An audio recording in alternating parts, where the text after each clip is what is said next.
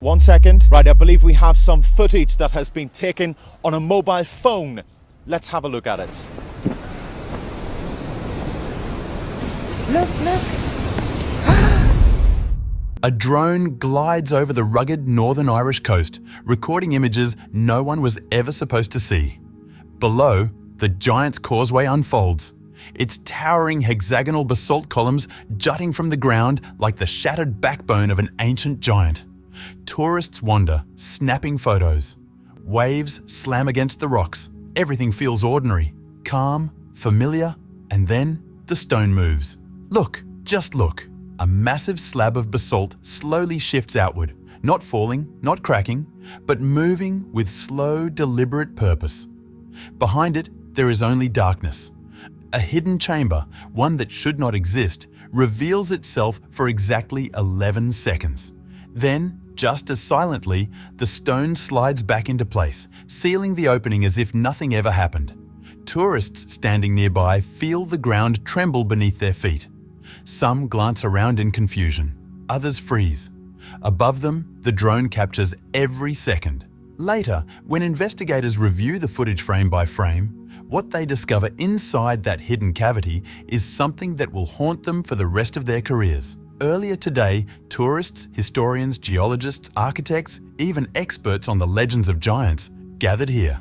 They studied the rock face carefully, searching for any trace of Finn McCool, the mythical and magical giant said to have built this place. But this story isn't just about Ireland. From the cliffs of Turkey to the forests of Scotland, from the deep caves of Kentucky to the underwater graves of Malaysia, the earth is keeping secrets, hidden chambers, unexplained remains, doors that seem to open and close on their own. And now, some of those secrets are beginning to surface. One of them lies in Northern Ireland's most famous landmarks, a place where science and myth collide. Each year, people travel from around the world to see the Giant's Causeway, a place locals have begun calling the breathing door. The Giant's Causeway has fascinated visitors for centuries. Ancient Irish legends claim it was built by the giant Finn McCool. Modern scientists argue it was formed by volcanic activity nearly 60 million years ago. But neither legend nor science could explain what happened that afternoon. The tourist who launched the drone wasn't searching for answers, just a better view. As the camera hovered near a towering section of tightly interlocked stone columns, one massive slab began to move. It didn't crack. It didn't fall. It shifted outward, slowly, deliberately, as if something behind it was pushing through. Several people on the ground witnessed the same impossible moment. And before anyone could even react, the stone slid back into place, leaving the rock face looking exactly as it had before. The rock sealed itself completely. When investigators analyzed the footage frame by frame, there was no gap, no fracture, no visible sign that anything had ever opened at all. That's when they turned to sonar scanning beneath the famous hexagonal stones and the beauty of the story that surrounds the causeway. According to legend, the great giant Finn McCool built this path across the sea to Scotland to confront a powerful rival. But the chamber hidden behind that basalt doorway told a very different story. It wasn't empty.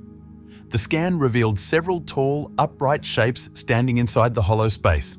Their outlines were narrow and unmoving. At first glance, they resembled human figures, but they were far taller than any known population, ancient or modern. Even more unsettling, the figures were arranged in a straight line, evenly spaced, as if deliberately positioned. One geologist reviewing the data admitted something deeply troubling. Basalt does not naturally harden around objects standing perfectly upright, unless those objects were already in place before the rock solidified. Another expert pointed to evidence of rapid cooling inside the chamber, suggesting the figures may have been trapped during a sudden volcanic event thousands of years ago. Anyone inside at that moment would have been sealed in as molten rock cooled and hardened around them. Around 65 million years ago, massive cracks opened in the Earth's crust. Lava poured out, cooling into strikingly regular shapes. That precision happens because the rock is basalt, a material that fractures into perfect geometric forms as it cools. But this is what truly kept researchers awake at night. Sensors placed near the hidden chamber began detecting faint vibrations behind the stone wall. The movement wasn't random. It pulsed through the rock in a slow, repeating pattern. Some scientists argued it was nothing more than shifting pressure deep within the stone. Others weren't convinced. Officials denied everything. They refused to release the sonar images. They dismissed the basalt door as a natural illusion and insisted there was no chamber inside at all.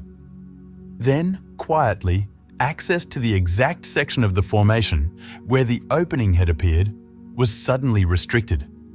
Whatever stands inside that chamber has been there for thousands of years. Yet the stone door still moves, and that raises a question no one wants to confront. What if those figures aren't as motionless as they seem? Because witnesses reported something even harder to explain: the unmistakable sound of snoring echoing from within the mountain. Yes, snoring, from inside the rock itself. Which makes one unsettling possibility difficult to ignore: that the legendary giant Finn McCool may not be a myth at all, but something still sleeping beneath the mountain. And this isn't the only structure no one was meant to find. People expect pyramids in Egypt. They expect them in Mexico. But no one expects to discover one hidden deep in the Scottish Highlands. Yet there it stands, a 41-foot granite pyramid, perfectly formed, rising quietly from a hill on the Balmoral estate. No roads lead to it. No signs point the way. To reach it, you must trek through dense forest and uneven ground. And when you finally arrive, something feels profoundly wrong. Queen Victoria ordered the pyramid built in 1861 after the death of her husband, Prince Albert. Her grief consumed her. She wore black for the rest of her life, and she demanded that his personal belongings remain exactly as he had left them, untouched, preserved in time. She placed the entire palace into permanent mourning. When someone grieves at that level, when sorrow turns into lifelong ritual, you can't help but wonder what she truly wanted from this structure. The granite pyramid was commissioned by Queen Victoria after the death of her beloved husband, Prince Albert, who passed away on December 14, 1861. It was meant to honor him, at least officially. Surrounding the pyramid are 10 stone cairns. Cairns are ancient markers, traditionally used to identify burial sites or mark territorial boundaries. But researchers studying old maps uncovered something unsettling. The cairns appear to follow a deliberate pattern, one never mentioned in official records. Some believe they align with the sunrise at certain times of the year, a feature commonly found in ancient ritual sites, not Victorian memorials. Visitors often say the air around the pyramid feels strangely cold, even in warmer months. Hikers have reported their compasses spinning wildly near the top of the structure. Compass interference usually happens in the presence of strong magnetic fields, leading some to speculate that materials within the pyramid may be affecting magnetic readings. No formal investigation has ever fully explained these claims. What's even more unusual is the pyramid's condition. After more than 150 years of harsh highland weather, relentless rain, frost and wind, it remains nearly flawless. Granite typically erodes and cracks under such exposure. Yet this structure shows remarkably little wear. Geologists who have examined it note that the stone seems unusually durable, almost as if construction methods were used that exceed what was typical for Victorian-era masonry. Many visitors describe a persistent feeling of being watched while standing near it. Queen Victoria built this monument while consumed by grief. Whatever deeper purpose it may have served, she carried that secret with her to the grave. And the pyramid still stands in the forest, silent, symmetrical, and unexplained. Unlike the pyramids of Egypt, surrounded by centuries of conspiracy theories about how they were built, this one appears much simpler on the surface. It was erected in the early 1860s, likely 1862, commissioned by Queen Victoria after Prince Albert's death. But simple origins do not always mean simple purpose. These are the tombs that sealed themselves from the inside. The cliffs of Myra rise in sheer walls of ancient stone, their surfaces carved with countless openings that resemble windows. From a distance, it looks like an abandoned village clinging to the mountainside.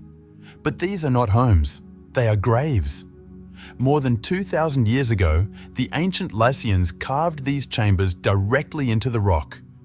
They believed the soul required a proper dwelling after death, so they built entire cliffside neighborhoods for the dead, complete with balconies, pillars, and painted interiors. The most unsettling of all is the lion tomb. Inside, 11 life-sized stone figures stand carefully arranged, their carved eyes fixed on a central sarcophagus. Archaeologists believe they represent members of the deceased's family. But darker theories suggest something far more disturbing, that these figures may symbolize attendants sacrificed to follow the tomb's owner into the afterlife. Each tomb was created for a specific individual, and if you understand the history, the design of each grave reflects the status and importance of the person buried inside. What makes Myra truly frightening lies deeper within the necropolis. Several tomb entrances show clear signs of having been sealed from the inside. This detail is both rare and disturbing, because no one can explain why someone trapped inside a sealed tomb would attempt to force their way out. Even more unsettling, scorch marks have been found on walls inside chambers that were sealed for centuries. Fire requires oxygen, yet these tombs should have had none. Still, something burned within them. Radiation levels near several of the tombs are higher than what natural rock formations should produce. The cause has never been explained. And directly below this vast necropolis stands the Church of St. Nicholas, meaning Christian worship has taken place for centuries beneath an enormous field of ancient dead. Whatever happened inside those chambers, one thing is clear: the people who sealed them never wanted the truth to be discovered. Dated to the 4th or 5th century BC, this magnificent necropolis, known as the Sea Necropolis, was designed to resemble a thriving city of the dead. Carved into stone with careful intention, its facades look like homes, temples, and gathering places. Balconies and columns line the cliff face as though life once continued there. But this was never a city for the living. It was built for those who had already crossed over. The ancient builders believed death was not an end, but a relocation, so they created a stone metropolis where the departed could dwell with dignity. Even now, standing before it, you feel as though the earth itself has swallowed an entire civilization and frozen it in time.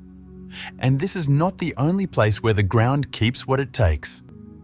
Beneath the rolling hills of Kentucky lies Mammoth Cave, stretching more than 360 miles below the surface. It is the longest known cave system on Earth.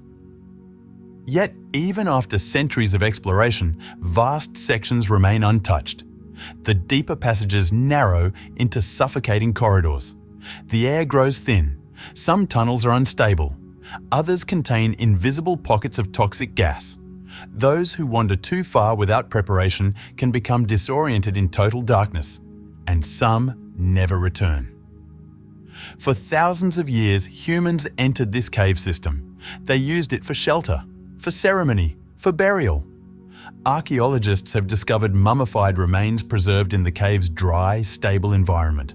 Some of these bodies are several thousand years old, remarkably intact, as though time itself slowed underground. But one discovery disturbed researchers more than any other. Deep within the system, a mummy was found crushed beneath a 2-ton rock. The position of the body was haunting. The individual appeared to be kneeling at the moment of death, not running, not hiding, kneeling. Some believe the person may have been performing a ritual. Others suggest they were attempting to enter a chamber that was never meant to be opened. Whatever happened, the rock above them sealed their fate instantly. Other mummies found in Mammoth Cave show something equally unsettling. Some bodies lie peacefully with no sign of struggle. Their hands are folded, their faces are calm. There are no defensive wounds, no evidence of panic. Experts believe some individuals may have willingly entered the cave to die.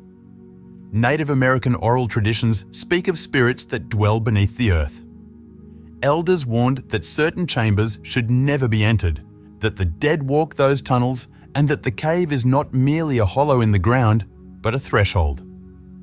Modern explorers have reported hearing whispers while completely alone in the dark. Soft sounds that echo through passages with no visible source. No confirmed explanation has ever been found. There is also evidence that prehistoric Native Americans were using this cave as early as 2000 BC. Artifacts and burial remains confirm it was a place of interment long before written history. For them, this was sacred ground. Across every continent, beneath forests, mountains, deserts, and ancient stone, the earth holds its secrets. In Ireland, doors of basalt appear to move. In Scotland, a granite pyramid waits silently in the trees. In Turkey, tombs show signs of sealing themselves from the inside. And in the deepest caves of Kentucky, the dead rest in positions that suggest they understood something the living do not. We build our cities on the surface and convince ourselves that we understand the world. We measure it, map it, analyze it. But beneath our feet lie chambers we have never opened. Passages we have never fully explored. Remains that defy simple explanation. Stone does not forget. It remembers pressure. It remembers heat. It remembers what stood before it hardened. And sometimes, when no one is watching, it moves.